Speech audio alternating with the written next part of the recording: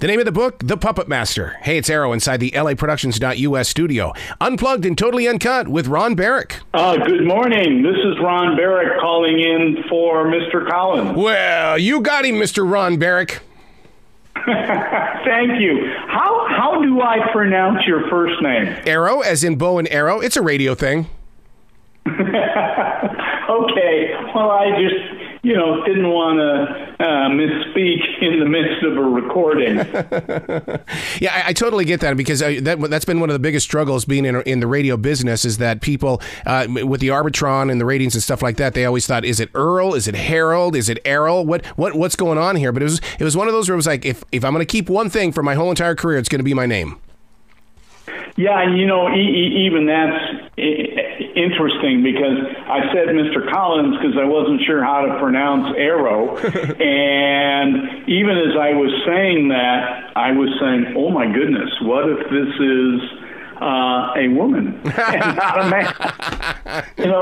It's not a common name that I come across. Absolutely. Well, one of the things, when we'll talk about that name for just a couple of seconds, because my first wife was a writer, and as a writer, you've got to come up with interesting names so that readers can attach themselves to it, and that's where the name actually came from, was from her first book. That's very interesting. I get laughed at by my wife when I come up with names of characters.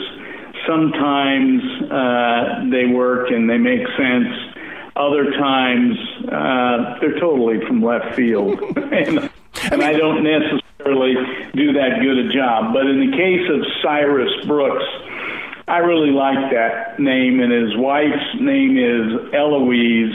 And Cyrus and Eloise are somewhat autobiographical, not uncommon for writers to do that. And although, I don't think my wife looks like or behaves like an Eloise, or what that conjures up for me, or that I necessarily behave like a Cyrus. But we like those names, and they have stuck, and I'm now 3 novels into the series, so I think they're going to stick around. When you've got a team partner like that on your side, one of the things that my first wife and I did was we would tape record everything, like almost every conversation, because we always wanted to make sure that we got it right. Do you guys do the same thing? Well, it's interesting. My wife is really the artist and the person of literature in our family more than I am. I wrote my first novel on a dare from friends. And so my wife is indeed kind of one of my editors, probably, depending on your vantage point, either less compensated or more compensated than my other editors. But we haven't ever taped anything, but I have learned, maybe having reached the age in life that I have, that if I have an idea, I better write it down. Yep. I used to say, well, I know exactly what's on my mind here. And, I learned the hard way, but a couple of days later, you don't remember it. Yep. So if it's good, you better write it down. So oftentimes, if my wife is commenting on something I've given her to read, she might only be a room away from where I am, but she'll still do it in an email. So that we have it. Yep. And I won't forget it. Well, she particularly doesn't want me to forget her critiques. Wow. The brand new book is mind-blowing in the way that it sounds like that you were sitting behind your desk, and all of a sudden I come into your office and you're saying, you're not going to believe the story that I just experienced. Sit down for a moment and let me go ahead and tell you this story. You are so one-on-one with your writing style. Well, I take that as a compliment, and I thank you for that. When I write, I always try to keep in mind what, as a reader, I would like reading. so my chapters are short. My sentences tend to be simpler. Yep. Nobody's going to accuse me of being, a big-time literary author. I tend to write more like a friend of mine who's been very helpful, who is Lee Child, author of the Jack Reacher novels. Yes. I write sentences that tend to say, "See Dick run. Dick runs fast." And I use lots of clip sentences, which people on occasion will say, "Didn't you take any English classes? Don't you understand proper English?" And I will say, "Well, I was a physics major. I didn't have that many English classes, but I practiced law for 50 years. I think I know how to string sentences together, but I will write with clipped sentences for literary effect." And most people, but not everybody, likes that. They understand that short statements are tense, and they gather and present tension. Just like I think short chapters do. I like giving readers a chance to come up for air sooner rather than later. And I always try to have something at the end of each chapter that wasn't anticipated, so that the reader says, maybe I'll read just one more chapter before I lights for the night. The book we're talking about is The Puppet Master. Frank Litello. Boy, he comes face to face with a serial killer. Are you a man of a split personality or what? Well, you could say that the vigilante serial killer antagonist in The Puppet Master is indeed a split personality, or at least it is the case that he is suspected of having that kind of a personality. Litello is involved in arresting the man, Cliff Norman, who is arrested and tried in the courtroom presided over by Cyrus Brooks. And Litello meets Brooks for the first time when he begins to suspect the man he arrested may not be what he appears to be, and particularly because he starts finding some strange goings-on deep in the White House. So Brooks and Litello, at great jeopardy to their respective careers, form somewhat of an alliance. Brooks in the courtroom, Litello is arms and legs out in the community to try and figure out what really has gone on in this whodunit story. As the trial finishes and is handed off to a jury that is deliberating the fate not only of the accused, but also our dysfunctional government. Right. And see, that's what I love about it, is that this book is so up to date. I mean, you're talking about the Washington swamp and everything, the White House. I mean, that is right there on the tip of everybody's mind right now. Yes, that's what I try and do. If you look at my website, ronaldsbarak.com, very original, but easy to remember, you will see that I brand myself as blurring the lines of fiction and reality.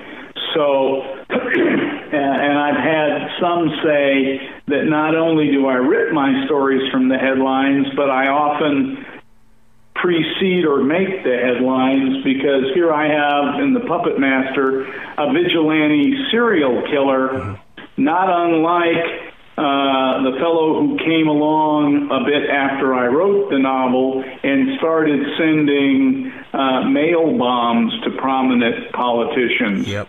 So I try and keep my stories timely. In The Amendment Killer, the U.S. Supreme Court is hearing a challenge by Congress attacking a constitutional amendment that would criminalize political corruption. So people talk about that in reality. And in the story, I actually call on my legal background to draft a 28th Amendment to the Constitution. Oh, wow. A fictional one, because our Constitution has only 27 amendments. But I try and keep these stories very timely. You know, since you're talking about putting yourself into it, I've always wondered, when you have a story like this where the author knows the beginning, the middle, the end, have you ever wanted to challenge yourself to put yourself on the stand so that you could question yourself? Or would you put yourself in the jury so you could see everything else that's going on? Oh, I do all those things. That's awesome. When I'm writing, you know, in The Puppet Master, after the closing arguments are presented in the trial and the case is handed off to the jury, you have 12 jurors, arguing what the verdict should be in the case. Every one of those jurors has a little bit of me in them, and vice versa. I think that's true of most writers. Cyrus and Eloise Brooks are somewhat reflective of, or autobiographical of, my wife Barbie and me. Mm-hmm. And Frank Latello is actually pulled a lot from the personality of our son, Mark. So you usually find that. If you look at The Amendment Killer, where there is a case being heard before the Supreme Court, the justice who has the swing vote, this is not Brooks. Brooks has now left the bench. He's a lawyer defending this amendment in the Supreme Court. But the Supreme Court justice who has the swing vote is confronted at the start of the book with a text that says, "We have your granddaughter. This is what you need to do." She's 11-year-old, precocious, and she is diabetic. Yes. Now, I put her in the story for a couple of reasons. One, I wanted to add a little spice to the constitutional courtroom battle in the Supreme Court. And what better than an 11-year-old youngster whose life is put on the line because she's kidnapped by a kidnapper who doesn't understand she's diabetic and has an insulin pump that is running out of insulin. Oh, no. And there is your thriller novel ticking time bomb. But also, I'm diabetic. Yep. So there's always a little bit of me in the various characters. I wanted to draw some attention to diabetes. My wife and I have committed 50% of the proceeds of The Amendment Killer to diabetes research and education.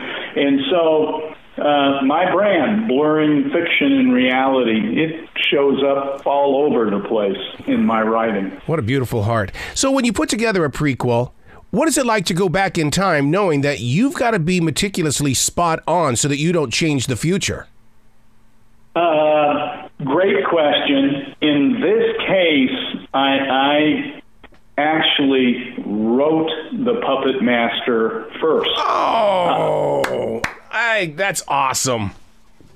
Yeah, it's the first in the chronology of the novels. I don't mean by chronology the one that came first. It is the first in time.